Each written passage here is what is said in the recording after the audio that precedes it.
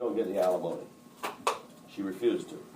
Turns out she has a partner named Dennis Montgomery.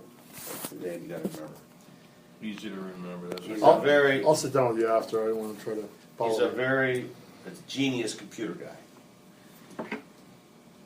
What they did is they were working for the CIA, and they mask it as I'm sure you'll remember this. The contracts with the CIA, which I had plenty of copies, said that they were decoding Al Jazeera television. Said that there was broadcast embedded. Remember that? Yeah. Owned by Gore. Well, Gore's got part of it now, but it's all bullshit. That was bullshit. That was a front by the CIA. And this guy worked for Brennan and Clapper. Those were the two guys running it. He started out in 2004 with another partner in Reno, Nevada, called Intrepid. They collected about $40 million for the CIA, from the CIA. Top security clearance, all kinds of letters, emails, fallout. Gets my wife in 2006. They start a new company that she owns, and they start doing the same business for the government. What it really turns out they were doing is they were hacking into all of America. Everything they said they didn't do, that Brennan said recently, and mainly Clapper, is all bullshit. And I've got it right here.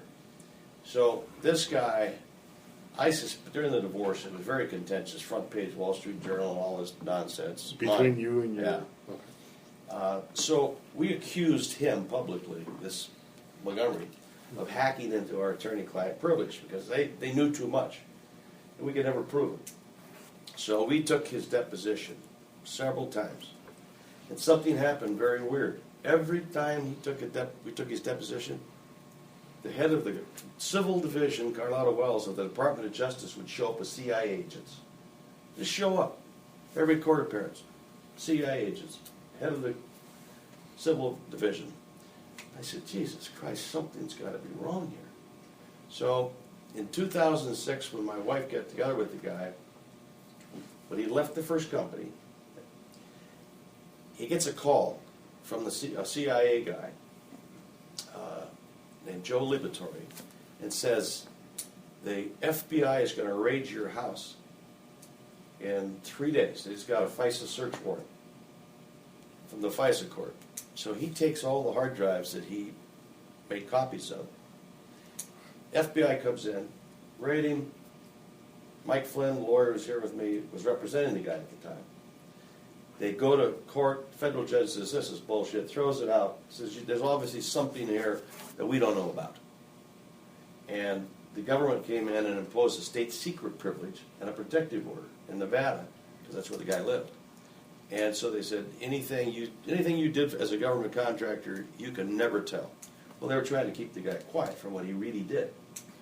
So we take the guy's deposition, and I get nothing out of him. The last deposition was almost 2 years ago now. Palm Desert, California, a little tiny legal office, and all these CIA agents show up with guns, and Carlotta Wells, head of the civil division, the DOJ. So what the hell are you showing up for? Well, cut and paste 2012 June. Montgomery calls me, and he goes, I want to talk to you. I said, I don't want to talk to you, you son of a bitch. Why do you want to talk to me? I said, you've been hacking into my attorneys. And he goes, I want to talk to you. He said, I've got a brain aneurysm. I'm probably not going to make it, and I need to get some things right. So I reluctantly meet him, but I give him a subpoena. We give him a friendly subpoena, so anything he gave to me, under the guise of a subpoena. He says, you know, you guys are right. I did hack into all your stuff. And I gave it to your ex-wife and all the lawyers. And he said, there's a lot more. He said, what I really did as a government subcontractor was I hacked into all of America for Brennan and Clapper. And I said, wow, that's pretty heavy stuff. Can you prove it? So it's taken me 8 months of dancing with this guy. And finally, he starts giving more evidence, and then it just blew me away. So I called Fox News, and Carl Cameron, you know, the reporter. Carl's been there 27 years, and I trust Carl.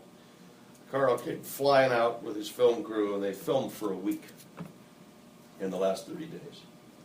The guy had aneurysm surgery in the last 3 months. He was not successful. He probably will not live. So I think what it is, he wants 10 years under, 8 years under a rock. He's tired of it. He may not live. He wants to get his life squared away. And he's pissed off at the administration.